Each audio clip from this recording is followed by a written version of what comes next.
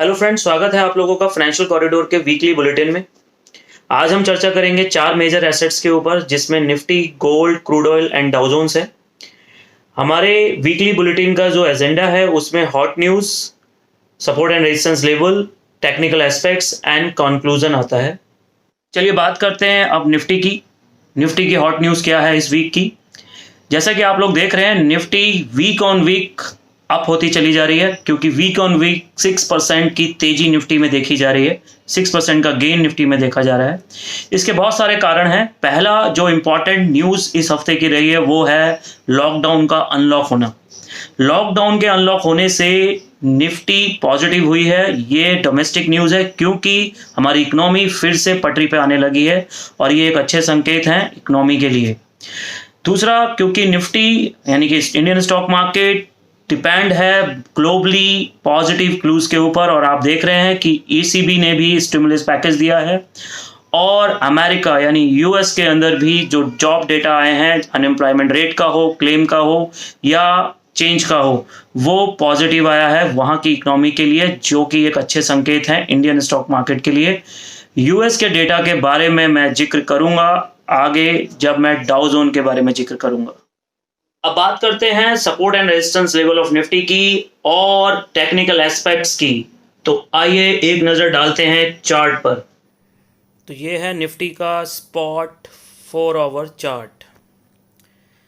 तो देखिए, इसमें मैंने दो लेवल लगा रखे हैं सपोर्ट एंड रेजिस्टेंस के, और एक मूविंग एवरेज लगा रखा है 200 का, जो कि हमें बताएगा कि एक्चुअल में कहाँ है नेक्स्ट सपोर्ट एंड रेजिस्टेंस।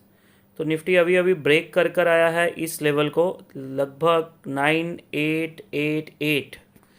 तो ये एक इम्पॉर्टेंट रेजिस्टेंस था जो ब्रेक होने के बाद अब निफ्टी का सपोर्ट बन चुका है। इम्पॉर्टेंट बात यह है कि 200 के बहुत करीब है निफ्टी, तो 200 का लेवल अगर अभी हम देखें करंट पोजीशन में, तो वो लगभग 336 पे आता है, यानी 10,336 एक इम्पॉर्टेंट रेजिस्टेंस बन जाएगा निफ्टी के लिए आने वाले वीक में। और अगर वो ब्रेक होता है तो नेक्स्ट रेजिस्टेंस जो है वो लगभग 625 है, यानी कि 10,625, यानी 10,625, जो कि पुराना, बहुत ही पुराना आप कह सकते हो एक सपोर्ट था जो ब्रेक हुआ और अब रेजिस्टेंस का काम करेगा। तो यहाँ पर 10,0336 एक इम्पॉर्टेंट रेजिस्टेंस हुआ आने वाले हफ्ते में, और सेकंड 10,625 रेजिस्टेंस होगा। अगर निफ्टी में कोई नेगेटिव एस्पेक्ट्स आता है, गिरती है, तो जो पुराना सपोर्ट है वो 9,888 का है, वहाँ पर आके रुक सकता है। निफ्टी के टेक्निकल एस्पेक्ट की बात करें तो जैसे कि चार्ट में नज़र आ रहा है कि बाज़ार में तेज़ी तो ज़रूर आई है, और अपना जो पुराना अभी आपको करंट में रेजिस्टेंस दिख रहा है 10,017 के आसपास, उसको भी ब्रेक कर सकता है निफ्टी। लेकिन प्रॉब्लम वही है कि आरएसआई सपोर्ट नहीं कर रहा है। तो अगर आरएसआई सपोर्ट नहीं कर रहा है तो निफ्टी अगर गैप मारता है या ब्रेक भी मारता है, तो वो ब्रेकआउट होने के बाद भी फॉल्स होने के चांसेस बढ़ जाते हैं। तो जैसा कि मैंने सपोर्ट रेजिस्टेंस पे भी बताया कि आगे 10,336 या 300 के आसपास, क्योंकि गुड न्यूज़ आई है यूएस की वजह से, तो पॉजिटिवली ले सकता है बाज़ार, और मंडे और ट्यूसडे में ये 300 का आंकड़ा छू सकता है बाज़ार। लेकिन वहाँ पे डाइवर्जन बनने के संकेत आरएसआई दिखा रहा है, तो चांसेस हैं कि वहाँ से एक बार को रिवर्स मारे और दोबारा निफ्टी जो है 9900 और 9950 के आसपास सपोर्ट ले। तो ये टेक्निकल एस्पेक्ट्स इस हफ्ते का रहे। चलिए अब जानते हैं क्या है डाउ जोन्स की हॉट न्यूज़, यानी कि यूएस मार्केट की हॉट न्यूज़। इस हफ्ते की डाउ जोन की 3 हॉट न्यूज़ है। जैसा कि हर थर्सडे को यूएस का अनएम्प्लॉयमेंट क्लेम आता है, और एक दिन पूरे मंथ में एक दिन एवरी फर्स्ट फ्राइडे आता है अनएम्प्लॉयमेंट रेट डेटा और एम्प्लॉयमेंट चेंज डेटा, जो कि non farm employment change data आता है। ये तीनों डेटा इस हफ्ते आए थे यूएस इकोनॉमी के लिए, और तीनों ही यूएस इकोनॉमी के लिए पॉजिटिव थे। यानी कि अनएम्प्लॉयमेंट क्लेम कम होकर आया था, अनएम्प्लॉयमेंट रेट वो भी कम होकर आया था, और एम्प्लॉयमेंट चेंज जो कि नॉन फार्म था वो बढ़कर आया था। तो ये तीनों पॉजिटिव न्यूज़ थी यूएस इकोनॉमी के लिए। और अब देखते हैं कि चार्ट क्या कहता है। तो चलिए एक नज़र डालते हैं चार्ट पर, सपोर्ट रेजिस्टेंस और टेक्निकल एस्पेक्ट्स पर। ये डाउ जोन का डेली चार्ट है और जैसा कि ग्रीन कलर का हमने मूविंग एवरेज लगा रखा है, 200 मूविंग एवरेज है और उसके ऊपर ही क्लोज हुआ है। तो तकरीबन 200 मूविंग एवरेज जो है 26371 यानी कि 26370 के आसपास की सपोर्ट बन जाता है। तो ये जो मेजर सपोर्ट हो जाएगी 200 की। और ऑलरेडी एक रेजिस्टेंस पे खड़ा है डाउ जोन जो कि 27079 है, वो खुद एक रेजिस्टेंस है। और अगर ये रेजिस्टेंस ब्रेक होता है तो आगे नेक्स्ट रेजिस्टेंस तकरीबन 362 और 400 के आसपास आ जाएगा, जो कि लगता है कि अगर आगे बढ़ता है डाउ जोन्स, क्योंकि 200 के ऊपर क्लोज हुआ है तो पॉजिटिव मूव है, वो भी ब्रेक होने की संभावना है और 28,000 के आसपास फिर रेजिस्टेंस बन जाएगा डाउ जोन का। तो एक मेजर रेजिस्टेंस है जो कि 27,360 से 400 के बीच में है और सेकंड, फिर उसके बाद 28,000 पे मेजर रेजिस्टेंस बनेगा। सपोर्ट जो है वो अभी भी 200 का ही बना रहेगा जो कि 26371 है। US30 यानी डाउ जोन के टेक्निकल एस्पेक्ट्स में अगर हम बात करें तो उसमें भी एक वुल वेव पैटर्न बना हुआ है जो कि बता रहा है कि अगर 26,800 के नीचे तकरीबन अगर डाउ जोन बंद होता है अगले हफ्ते तो उसमें गिरावट आ सकती है और वो गिरावट करीबन 25,200 के आसपास तक आ सकती है। तो 26,800 इम्पॉर्टेंट लेवल रहेगा। अगर उसके नीचे क्लोजिंग आती है 4 आवर चार्ट में तो डाउ जोन गिर सकता है और 25,200 अगला सपोर्ट या टारगेट लेवल होगा और वहाँ पे देखना पड़ेगा नेक्स्ट टेक्निकल एस्पेक्ट्स क्या हो सकता है। लेकिन एक अच्छी बात यह है कि RSI पॉजिटिव दिखा रहा है और पॉजिटिव होने के साथ साथ थोड़ा सा, क्योंकि 84 पॉइंट तक चला गया है तो ओवर बॉट लेवल पे जा चुका है, तो वहाँ पे भी थोड़ी सी सेलिंग प्रेशर तो बनता है। और वो सेलिंग जो है वो जो मैं आपको बता रहा हूँ कि इतना रिट्रेसमेंट 25,000 या 25,000 के अप्रॉक्सीमेट रिट्रेसमेंट आ सकता है बाज़ार में। तो अगला हफ्ता बहुत क्रूशियल रहेगा डाउ जोन के लिए और जो पॉजिटिव न्यूज़ें आई हैं उनको एडजस्ट करके एवरेज करके मार्केट एक डिस्काउंट लेगा, प्रॉफिट बुकिंग होगी और दोबारा से बाज़ार हो सकता है न्यू एरा में नए उसी ट्रेंड को कंटिन्यू करे। तो ये तो था डाउ जोन और अब हम बात करेंगे गोल्ड की, क्योंकि यही न्यूज़ गोल्ड के लिए भी हॉट न्यूज़ है। अमेरिका यानी अमेरिकन इकोनॉमी की कोई भी न्यूज़ गोल्ड के लिए उल्टा काम करती है, जस्ट अपोजिट। तो अनएम्प्लॉयमेंट रेट हो, अनएम्प्लॉयमेंट क्लेम हो और एम्प्लॉयमेंट चेंज हो, ये तीनों डाटा इकोनॉमी के लिए जो कि फेवरेबल थे यूएस इकोनॉमी के लिए, वो गोल्ड के लिए अगेंस्ट बन गए और गोल्ड में सेल आ गई। तो ये हॉट न्यूज़ गोल्ड के लिए थोड़ा सा नेगेटिव है और जिसकी वजह से गोल्ड गिर चुका है। आपने फ्राइडे को भी देखा होगा और आने वाले समय में क्या हो सकता है ये सिर्फ हम न्यूज़ पे बात नहीं करेंगे, इसके लिए हम देखेंगे चार्ट और सबसे पहले सपोर्ट एंड रेजिस्टेंस लेवल जो कि बहुत इंपॉर्टेंट है और उसके बाद टेक्निकल एस्पेक्ट्स। तो चलिए देखते हैं एक नज़र चार्ट पर। चलिए देखते हैं गोल्ड का क्या सपोर्ट एंड रेजिस्टेंस लेवल है। ये XAU USD फॉरेक्स गोल्ड का चार्ट है, इंटरनेशनल गोल्ड, जो कि अभी ट्रेड हो रहा है 1684 के आसपास। तो अगर आप देखेंगे कि ये पिछले हफ्ते गिरता हुआ आया है और ये फॉल जो है वो 200 के ब्रेक होने के बाद आया है। ये आप देख रहे हैं 200 का ब्रेकआउट है।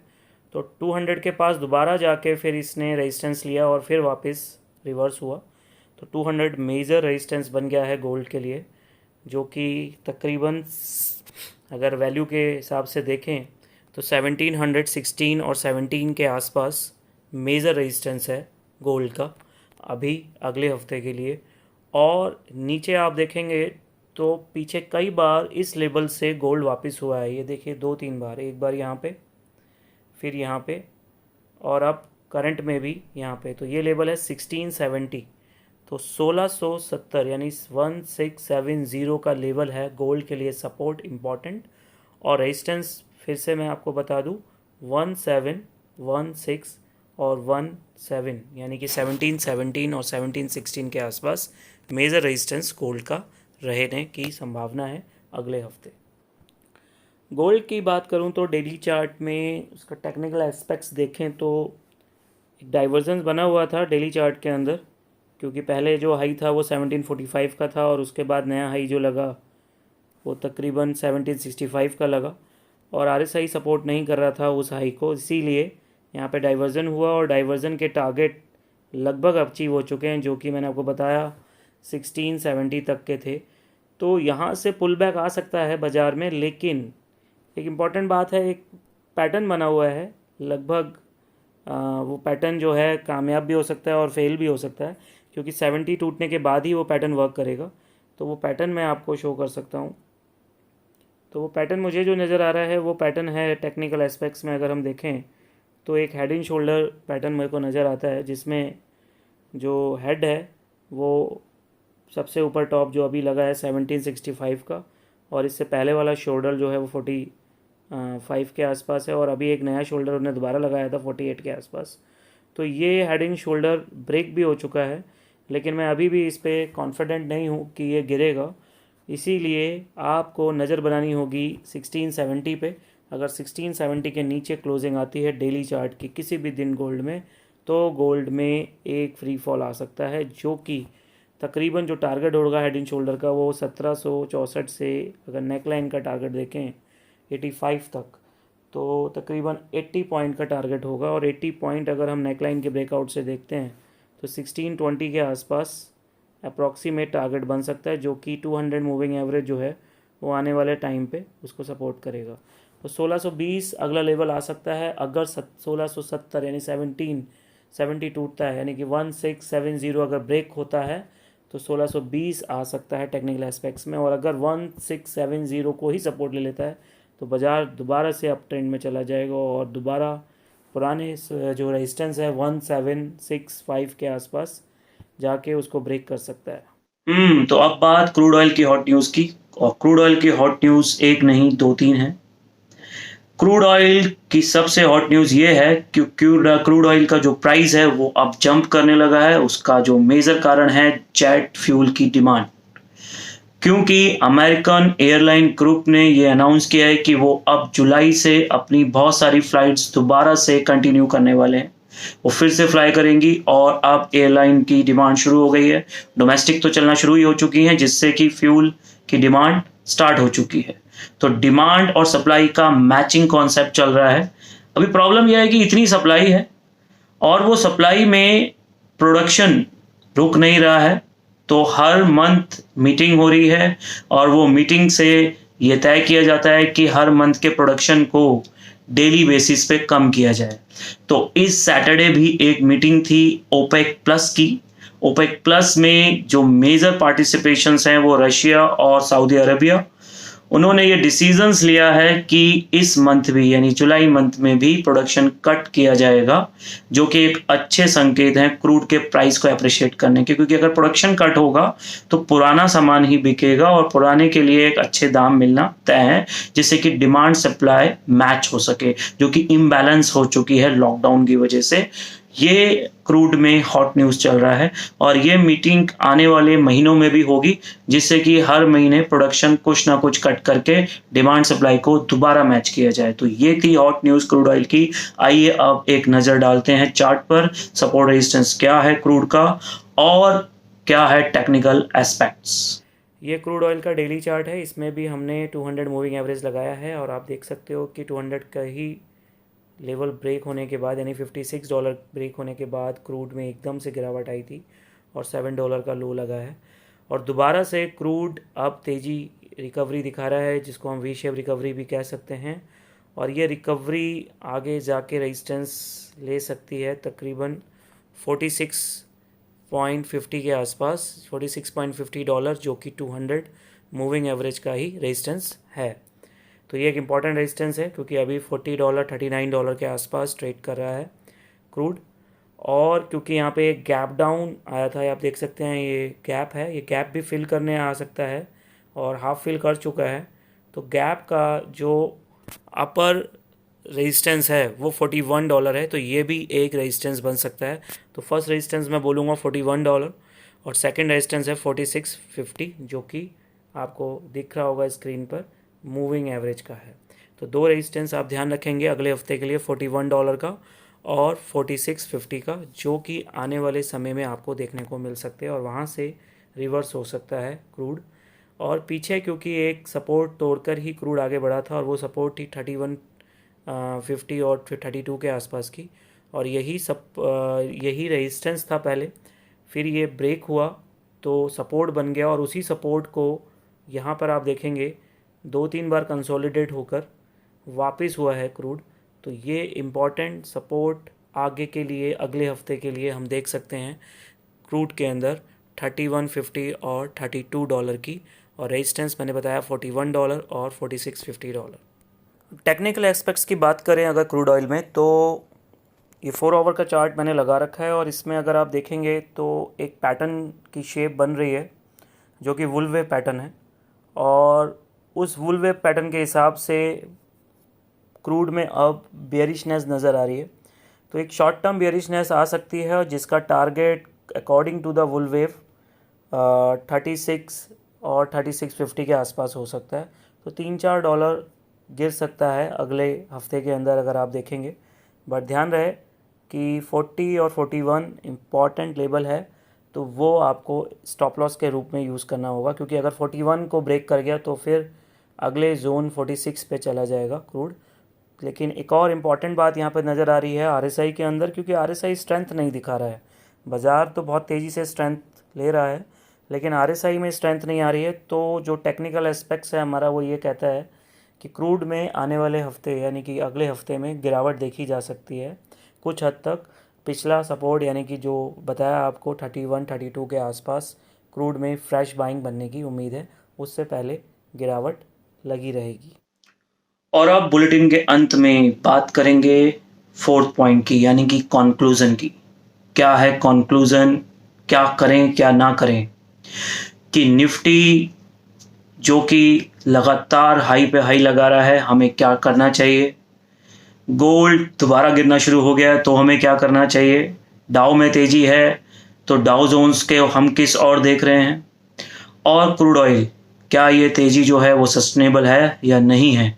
तो आइए जानते हैं क्या है इस हफ्ते का कंक्लूजन। बने रहिए हमारे चैनल के साथ, और अगर अभी तक सब्सक्राइब नहीं किया है तो सब्सक्राइब करिए, क्योंकि हर हफ्ते आपको मिलने वाला है फाइनेंशियल कॉरिडोर की तरफ से ये वीकली बुलेटिन।